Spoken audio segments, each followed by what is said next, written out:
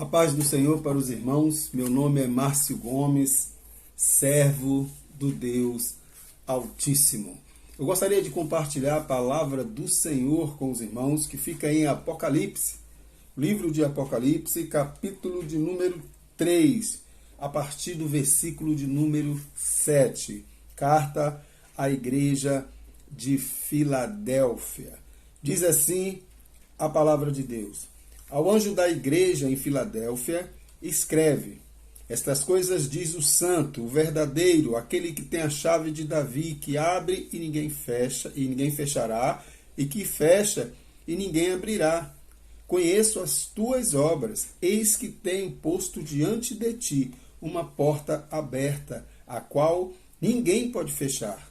Que tens pouca força, entretanto, guardaste a minha palavra e não negaste o meu nome.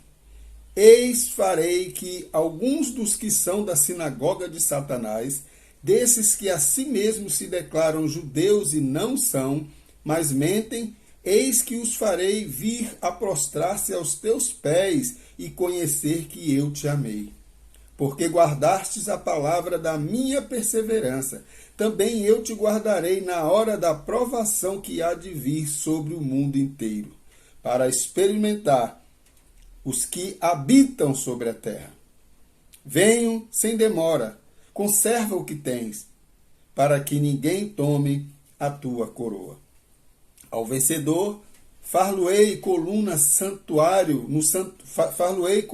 no santuário do meu Deus, e daí jamais sairá. Gravarei também sobre ele o nome do meu Deus, o nome da cidade do meu Deus, a nova Jerusalém que desce do céu, vinda da parte do meu Deus, e o meu nome. Quem tem ouvidos, ouça o que o Espírito diz à igreja. Meus irmãos, minhas irmãs, João estava preso ali na ilha de Pátimo e ele teve uma visão maravilhosa. E ele teve uma visão ali, um encontro com o Senhor. O Senhor mandou ele escrever algo para a igreja. E no capítulo 2, ele começa a escrever para as igrejas. E ele começa a exortar as igrejas. Igreja de Éfeso, igreja de Esmirna, Pérgamo, Tiatira, Sardes, Filadélfia e Laodiceia. Filadélfia era uma das menores das cidades, uma cidade sem muita relevância, porém, uma cidade que tinha um grupo de servos e servas do Senhor que eram fiéis, que perseveraram, que não se contaminaram com as coisas que não agradam a Deus. Em Filadélfia, o povo, eles adoravam um tal de Dionísio, que era o deus do vinho. Por aí os irmãos já têm uma ideia. Eles adoravam o deus Dionísio, o deus do vinho. Então havia muita prostituição nessa cidade, provavelmente. João não narra aqui, mas ele fala dos que estão na sinagoga, que dizem que são judeus, mas não são. Ou seja, dizem que servem ao Deus Altíssimo, mas não servem. São instrumentos de Satanás. Deus, ele invoca a igreja, ele chama a igreja para ser santo. Quem é santo, santifique-se mais. Quando nós aceitamos a Jesus como nosso Senhor e Salvador, nós entramos no processo de santificação, de mortificação do velho homem e revestimento de um novo homem em Cristo Jesus. Por isso que o apóstolo Paulo vai dizer, escrevendo sua carta aos Romanos, capítulo 12, não vos conformeis com este mundo, mas transformai-vos pela renovação da vossa mente. E essa igreja foi fiel. Essa igreja não se contaminou. Nós estamos vivendo, irmãos, dias difíceis. A igreja tem se contaminado. A igreja tem se transformado em tudo, menos igreja. Tem um tal aí de Pablo Marçal, que é um coach, né? Que estava fazendo palestras e, pasme, sabe aonde? Nas igrejas.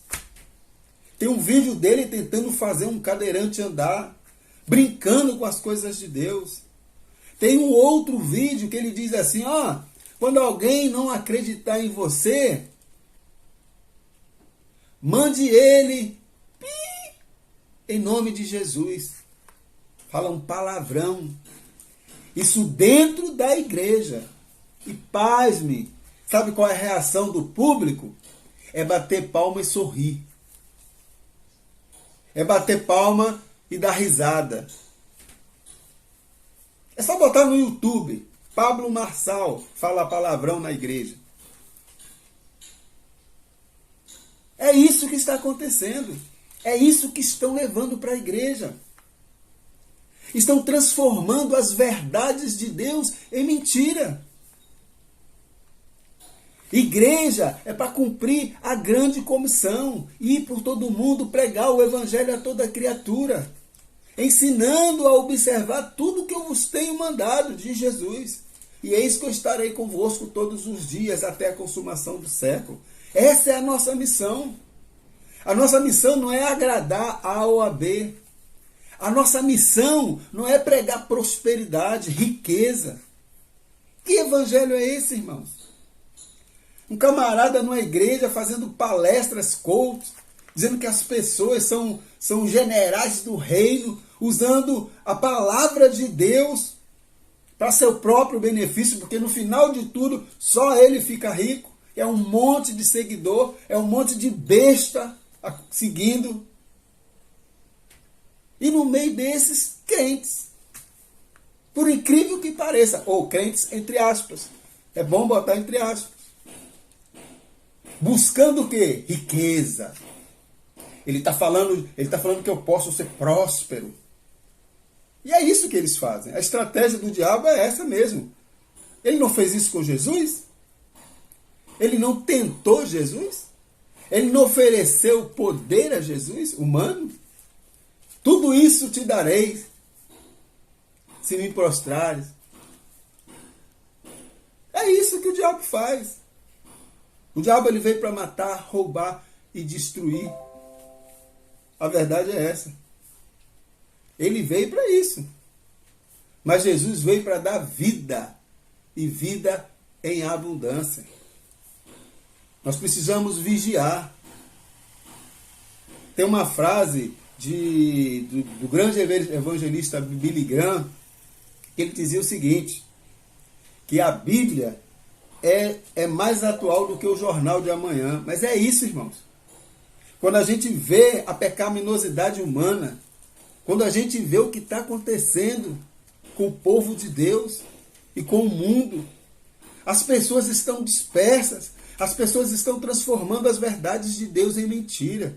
E Paulo escreveu isso no primeiro século. Romanos capítulo 1, a partir do versículo 18. Veja bem o que Paulo escreve, irmãos. Diferente da igreja de Laodiceia, que perseverou até o fim.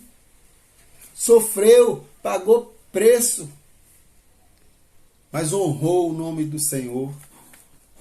Romanos capítulo 1, a partir do versículo 18. Olha só como é que essa palavra está atual, irmã. Para mim e para você. Está falando para a igreja hoje. É como se Paulo estivesse escrevendo as igrejas no Brasil. As igrejas no mundo.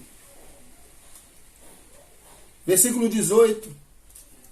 A ira de Deus se revela no céu contra toda impiedade e perversão dos homens que detêm a verdade pela injustiça. Porque o que de Deus se pode conhecer é manifesto entre eles, porque Deus lhe manifestou.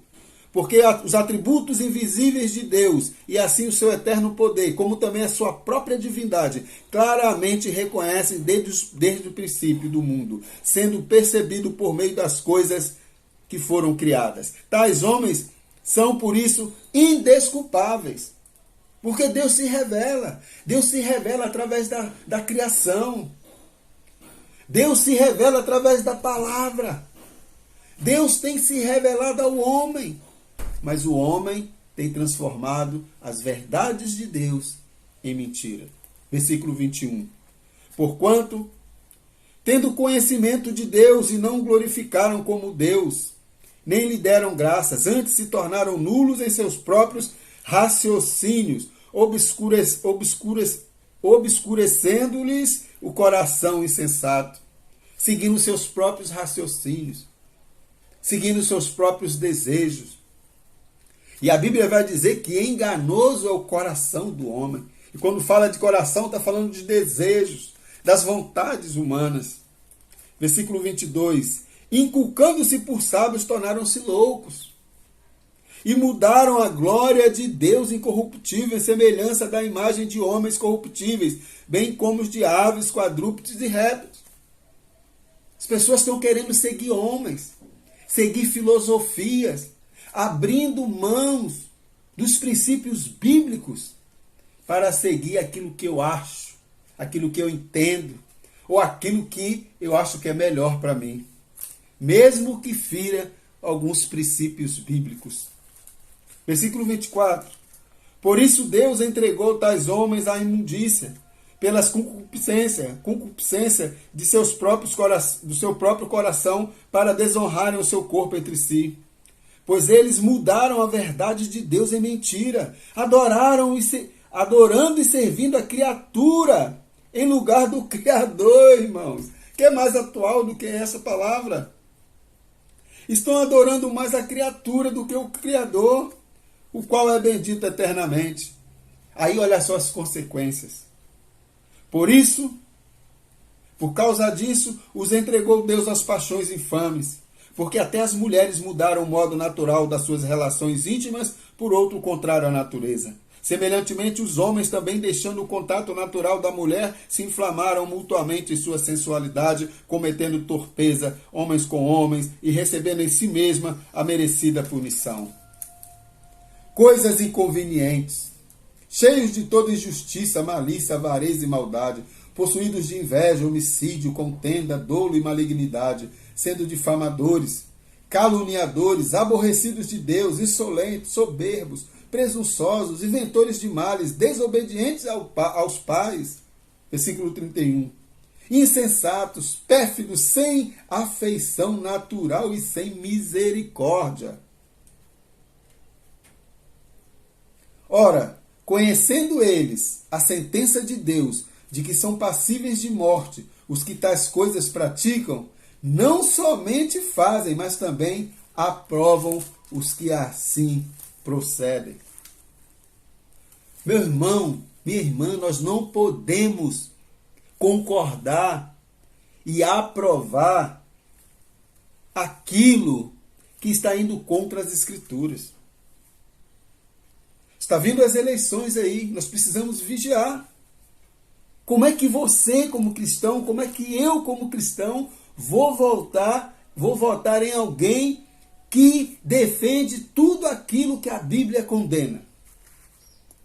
É claro que nós não vamos encontrar aí um candidato que seja cristão, né?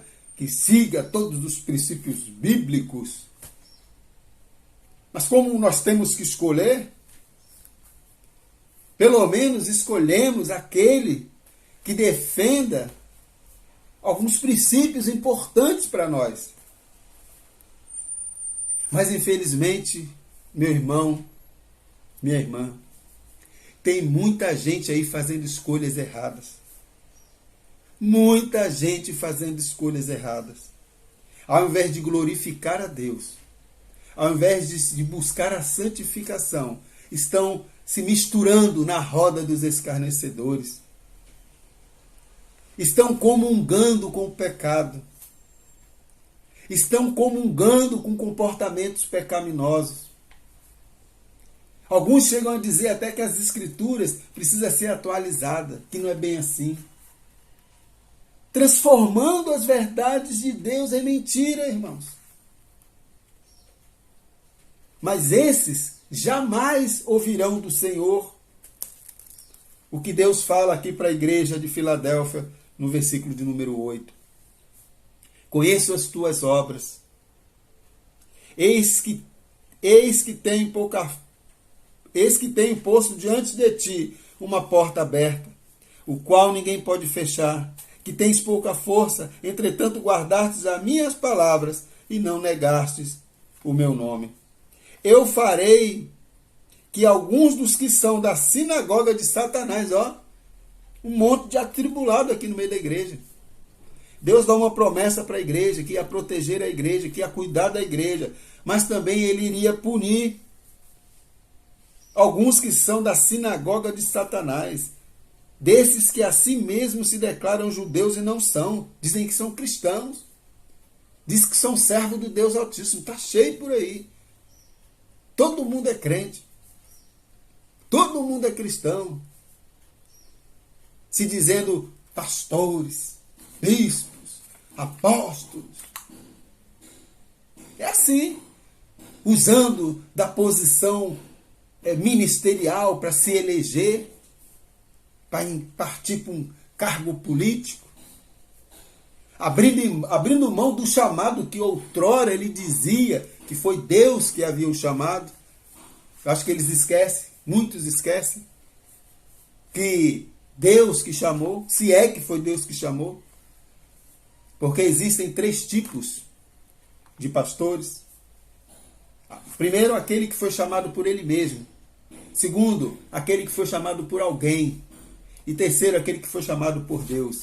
Esse terceiro, nós estamos vivendo, é uma espécie de extinção. A verdade é essa. Porque tem muitos deixando de fazer aquilo que Deus tem determinado para os líderes, para os pastores. Muitas igrejas fracas, doentes. Fracas e doentes. Por conta de líderes negligentes. Muitos querendo se envolver com política. Muitos pregadores aí, vou me candidatar. Mas você não foi chamado por Deus para o ministério pastoral? Como é que você vai se candidatar? Vai abandonar seu ministério? Imagine se os discípulos fizessem isso. Imagine. Imagine se Paulo fizesse isso. Mas José foi político. Para de conversa fiada, meu irmão. Foi outro contexto. José não era pastor. José não cuidava de ovelhas. Davi fez política. É outro contexto também, meu irmão. É outro contexto. Jesus chamou os discípulos para ir para a política, foi? Foi isso? Jesus chamou os 12 e falou assim, não, o que Jesus falou para eles? Vocês são pescadores, vem para cá. Agora vocês vão ser o quê? Pescadores de almas. Já existia a política lá no primeiro século. Eles se envolveram com a política. Paulo se envolveu com a política. Ele abandonou o seu ministério. Não que nós, como cristãos, não venhamos a fazer política. Nós fazemos política todos os dias. Mas por que necessariamente tem que ser o dito pastor, PR, pastor fulano de tal candidato? Por que não pode um irmão preparado da igreja, um servo do Senhor, a igreja apoiar? Por que tem que ser o líder? Eu vou dizer por quê. É os desejos do homem. É o poder. É a ganância por poder. Tem um monte aí, famílias inteiras. Pastores. Não são pastores. Sinto muito dizer isso, mas eu não creio que esse povo foi chamado por Deus para cuidar de ovelhas. Tem muitas ovelhas aí gemendo, sofrendo por falta de um acompanhamento pastoral. Por falta de uma referência, de um líder espiritual, um homem de Deus que você possa confiar, que você possa conversar, que você possa desabafar. Porque estão transformando as verdades de Deus em mentira, meu irmão, minha irmã. É isso que estão fazendo. Estão destruindo ou tentando destruir a igreja, desviando a igreja do seu propósito. Mas glorificado seja Deus que nós ainda temos os remanescentes, aqueles que não se prostraram e não se prostrarão a Baal. Pastores que pagam preço, que sofrem, que andam a pé, passam dificuldades, mas não abrem mão do seu ministério. Que Deus os abençoe. Que Deus derrame a sua graça sobre a tua vida.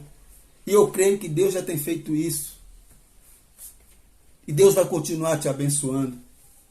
Esta palavra aqui é para você, homem e mulher de Deus, que é fiel, que não abre mão dos seus princípios e que entende que a missão maior que nós temos, de maior importância, é pregar o Evangelho, é viver o Evangelho, é ser uma testemunha de Cristo aqui na terra. Esta palavra é para você.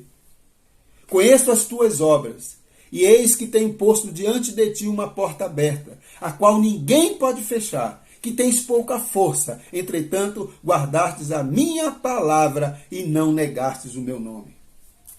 Ah, mas estão uma estratégia aí para encher a igreja. Estão dando até curso para encher a igreja. Estratégia para atrair pessoas. Vai para a Bíblia, meu irmão. Vai ler Bíblia. Vai estudar. Vai se preparar para fazer uma boa exposição das Escrituras. E você vai ver o milagre acontecendo na sua vida.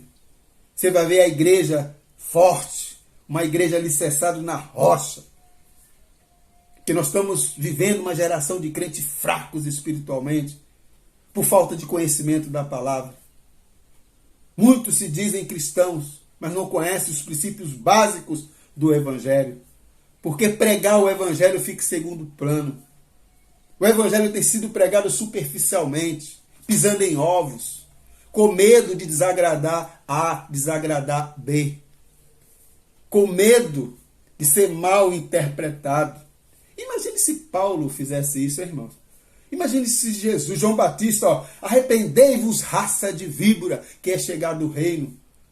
Quando Jesus inicia seu ministério, ele continua, arrependei-vos, porque é chegado o reino de Deus. Arrependei-vos. É isso que Paulo está falando aqui. É isso que Deus está falando aqui para a igreja. Que aqueles que não se arrependeram, aqueles que são da sinagoga de Satanás, irão pagar preço. Venham sem demora, conserva o que tens, para que ninguém tome a sua coroa. Bem-aventurado o varão que não anda segundo os conselhos dos ímpios, não se detém no caminho dos pecadores e nem se assenta na roda dos escarnecedores. Antes tem seu prazer na lei do Senhor e na sua lei medita dia e noite. Tome posse dessa palavra, meu irmão, minha irmã. Creia. Deus tem visto as suas aflições. Deus tem visto as suas dificuldades. Está passando por uma enfermidade? Ore a Deus. Busque em Deus. Porque esse Deus que nós servimos, mesmo quando Ele não nos cura, Ele nos dá a paz. Ele conforta os nossos corações. O apóstolo Paulo sofria de uma enfermidade. E ele orou, diz a Bíblia que ele orou por 3 vezes. E a resposta do Senhor foi: a minha graça te basta. Está passando por lutas? Não se preocupe, porque todos os discípulos também passaram por lutas. Está enfermo? Não se preocupe. Todos os discípulos também ficaram enfermos. Todos os pré-reformadores e reformadores, muitos deles morreram jovens por causa de enfermidades. Homens que dedicaram a sua vida para pregar o Evangelho. Por isso que Jesus falou: no mundo tereis aflições, mas tem de bom ânimo, meu irmão, minha irmã. Porque da mesma forma que Jesus venceu, nós venceremos também. Agora, quando a gente fala em vencer, nós não estamos falando desse reino, meu irmão. Jesus não pregou sobre esse reino, sobre prosperidade nesse reino. Por isso que os judeus não compreenderam a palavra de Jesus. Tem muita gente que parece que ainda não entendeu. A sua recompensa não vai ser aqui não, meu irmão, minha irmã. A sua recompensa vai ser naquele grande dia, nos ares, quando você encontrar com Jesus. Essa vai ser a sua recompensa. Paulo vai dizer que se nós buscássemos as coisas terrenas, seríamos as mais miseráveis das criaturas. As mais miseráveis das criaturas. Que possamos, irmãos, verdadeiramente ser como a igreja de Laodiceia. Quando a gente vai olhar para a carta às igrejas, a maioria, sempre Deus começa elogiando e logo em seguida Deus começa a falar: eis que eu tenho contra ti. E começa a narrar os pecados e as dificuldades da igreja. O que Deus quer de cada um de nós é que sejamos fiéis à sua palavra. Porque Paulo, escrevendo a Timóteo, ele vai dizer: ó, nos últimos tempos, as pessoas terão comichões nos ouvidos e não suportarão a sã doutrina. E é isso que tem acontecido. Muita coisa dentro da igreja. Mas as pessoas não estão preparadas para uma pregação cristocêntrica. Uma pregação bíblica. Porque a palavra de Deus, ela nos confronta. Se você pegar qualquer texto da palavra de Deus e for expor à igreja, ela vai dizer para você que você precisa se arrepender. Ela vai dizer para você que você precisa mudar o seu comportamento. Ela vai dizer para você que você precisa mortificar esse velho homem que está dentro de você e se revestir de um novo homem. É isso que a palavra de Deus nos ensina. Que a graça de nosso Senhor Jesus Cristo esteja presente em nossas vidas, nos abençoando. E que possamos ser como a igreja de Filadélfia. Mesmo com todas as dificuldades, com todas as lutas que venhamos a passar, que nós continuemos fiéis a Deus. Que o Senhor te abençoe e te guarde. Que o Senhor faça resplandecer o seu rosto sobre ti e tenha misericórdia de ti. Que o Senhor sobre ti levante o seu rosto e te dê a paz. Está em Números 6, 24, 26. Que Deus tenha misericórdia de nós.